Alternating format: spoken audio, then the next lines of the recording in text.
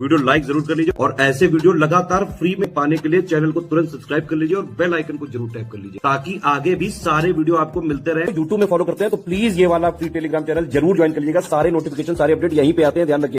Hello everyone, welcome to ROARO by study for civil services. I am Alka Pandey और चलिए शुरू करते हैं प्राचीन भारत के इतिहास से। सबसे पहले हम देखेंगे प्राचीन भारतीय इतिहास के स्रोत। ठीक है, इसमें क्या है, आपका सबसे पहला आता है साहित्यिक स्रोत। इसके अंतर्गत आपके धार्मिक ग्रंथ, लौकिक ग्रंथ और विदेशी यात्रियों के विवरण। ठीक है, ये आपके साहित्यिक स्रोत हैं। ठीक है, जो साहित्य के फॉर्म में आपको प्राचीन इतिहास के बारे में जानकारी देते हैं। आगे देखते हैं पुरातात्विक स्रोत। ठीक है, जो स्थान स्थान पर जैसे आपका मोहनजोदाड़ो हुआ, लोथल हुआ, यहाँ पर जो खुदाई करने के बाद जो चीज़ें मिली हुई हैं उनके आधार पर प्राचीन इतिहास के बारे में जानकारी मिलती है, वो आपके पुरातात्विक स्रोत हैं। इसमें है आपका अभिलेख, सिक्के, मृदभांड, मुहरें, मूर्तिकला और स्थापत्य स्मारक। ठीक है, अब धार्मिक ग्रंथों की बात कर ली जाए तो ब्राह्मण साहित्य, बौद्ध साहित्य, जैन साहित्य, इन सारी चीज़ों में प्राचीन इतिहास के बारे में भी काफ़ी जानकारियाँ मिलते हैं। काफ़ी ढेर सारी चीज़ें इसमें लिखी हुई हैं। ठीक, आगे बढ़ते हैं। ब्राह्मण साहित्य। ठीक है, जो ब्राह्मण साहित्य है उसके देखिए ये भाग हैं: वेद, ब्राह्मण, आरण्यक, उपनिषद, वेदांग, सूत्र, महाकाव्य और धर्मशास्त्र। ठीक है, धर्मशास्त्र क्या, धर्मसूत्र, स्मृतिकाएं और टीकाएं। ठीक है, ये ब्राह्मण साहित्य के भाग हैं। और वैदिक साहित्य के 4 भाग हैं। ठीक, जो वैदिक साहित्य है उसके 4 भाग हैं, उसको देख लेते हैं। ये आपका वेद, ब्राह्मण, आरण्यक और उपनिषद। ठीक है, वेद, ब्राह्मण, आरण्यक और उपनिषद ये वैदिक साहित्य है और ये सारी चीज़ें, ये सब कुछ मिलके ये ब्राह्मण साहित्य। आगे बढ़ते हैं। सर्वप्रथम अथर्ववेद में इतिहास शब्द का उल्लेख मिलता है। ये देखिए कुछ वन लाइनर फैक्ट्स हैं, एग्जाम में पूछा जाता है। तो सर्वप्रथम आपका अथर्ववेद में इतिहास शब्द का उल्लेख मिलता है और इतिहास जो है ये अथर्ववेद का उपवेद है। और देखिए कुछ स्टेटमेंट है, एग्जाम में पूछ देता है कि ये कथन किसका है। तो कौटिल्य ने कहा था कि राजा को प्रतिदिन कुछ समय इतिहास श्रवण में लगाना चाहिए। वहीं E.H. कार के अनुसार इतिहास अतीत और वर्तमान के बीच अनवरत संवाद है। ये तो बहुत पूछता है एग्जाम में, अनवरत संवाद वाला, ये याद किए रहिएगा। E.H. कार के अनुसार इतिहास अतीत और वर्तमान के बीच में अनवरत संवाद है। देखिए ब्यूरी के अनुसार इतिहास विज्ञान है, न कम न ज़्यादा। History is science, nothing less nothing मोर।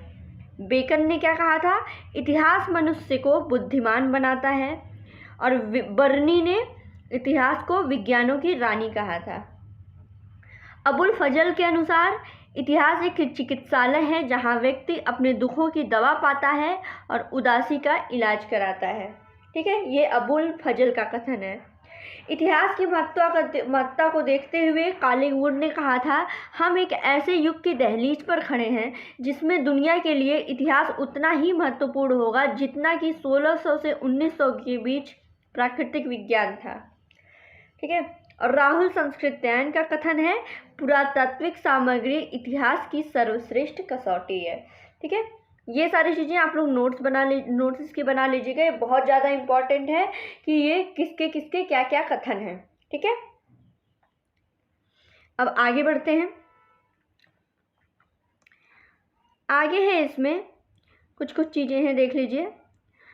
सर्वप्रथम रोमन सम्राट अगस्टस ने इतिहास तथा इतिहासकारों पर सेंसरशिप लगा दिया था। सेंसरशिप अगर आएगा एग्जाम में तो याद रखिएगा कि रोमन सम्राट अगस्टस के द्वारा लगाया गया है। ठीक है, यही काम मध्यकाल में औरंगजेब के द्वारा भी किया गया था। इतिहास लेखन पर पाबंदी लग गई थी। ठीक है, आगे देखा जाए तो ये देखिए जम्बूद्वीप, इंडिया, हिंदुस्तान, इंतु, हमारे भारत, ये सब जो है हमारे भारत के विविध नाम हैं। ठीक है, सब विदेशी सर्वप्रथम सिंधु तटवासियों के संपर्क में आए थे, इसलिए उन्होंने पूरे देश का नाम ही सिंधु या इंडस, पूरे देश को ही सिंधु या इंडस के नाम से पुकारा था। और आगे बढ़ते हैं। वारामेर के बृहद संहिता में इसे कूर्म की आकृति और पुराणों में धनुराकृति और दिघ निकाय में छकड़े की भांति तथा महाभारत में समभुजाकार त्रिभुज की भांति बताया गया है। ये हमारे भारत के आकार की बात हो रही है। ठीक, आगे देखते हैं। भारत प्रशस्ति का उल्लेख पुराणों में मिलता है। इसमें वर्णित है कि भारत भूमि कर्म भूमि है तथा स्वर्ग भोग भूमि है। भारत का वर्णन द इपिटोम ऑफ द वर्ल्ड के रूप में किया गया है। स्मिथ ने भारत को इथनोलॉजिकल म्यूजियम कहकर संबोधित किया है। ठीक है, ये स्मिथ ने बोला हुआ है भारत को। आगे देख लीजिए, आगे ये है, आगे फिर उसके बाद यूनानियों ने इस देश को इंडिया कहकर पुकारा। सर्वप्रथम इंडिया का प्रयोग 6वीं-5वीं शताब्दी ईसा पूर्व में इतिहास के पिता के नाम से विख्यात हेरोडोटस ने किया था। ठीक है, हेरोडोटस को इतिहास का पिता के नाम से ये विख्यात थे और इन्होंने ही सर्वप्रथम इंडिया शब्द का प्रयोग किया। आगे उसके बाद इस शब्द का उपयोग मेगास्थनीज ने किया था। ठीक है, अब आगे बढ़ते हैं। चीनियों ने भारत को यिनतू कहा था, चीनियों ने। ठीक, याद रखिएगा। जो और आगे है आपका, इसी में आगे बढ़ते हैं। तो ह्वेनसांग ने भारत को यिनतू चंद्रमा कहकर संबोधित किया। ठीक है, ये देखिए यहाँ पे ह्वेनसांग ने भारत को यिनतू चंद्रमा कहकर संबोधित किया और इत्सिंग ने भारत को आर्य देश और ब्रह्म राष्ट्र कहकर पुकारा था। ठीक है, ये भी बहुत ज़्यादा इंपॉर्टेंट है।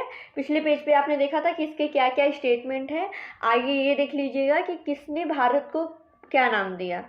ठीक, अब आगे ये देखिए, खारवेल के हाथी गुफा अभिलेख में सर्वप्रथम प्राकृत में भारतवर्ष का विवरण मिलता है। भारतवर्ष का विवरण कहाँ मिलता है? सर्वप्रथम खारवेल के हाथी गुफा अभिलेख में।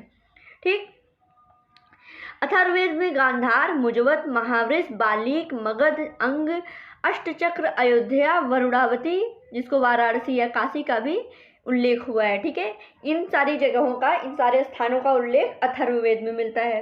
ठीक है, भारत में प्राचीनतम ऐतिहासिक खगोलविद आर्यभट्ट थे। इन्होंने ही सर्वप्रथम बताया था कि पृथ्वी गोल है और ये अपनी धुरी पर चक्कर लगाती है। ठीक है, तो ये रहा आपका कुछ इम्पॉर्टेंट वन लाइनर फैक्ट। ठीक है, और हमने इतिहास के स्रोतों के बारे में देखा है। ये बहुत ही ज़्यादा इंपॉर्टेंट है, इनकी आप नोट्स बना के रखे रहिएगा। आई होप आप लोगों को सेशन पसंद आया हो। सपोर्ट करते रहिए, इस चैनल को सब्सक्राइब कीजिए। स्टडी फॉर सिविल सर्विसेज जो हमारा मेन चैनल है, उसमें भी आप सपोर्ट करते रहिए। ठीक है, थैंक यू सो मच।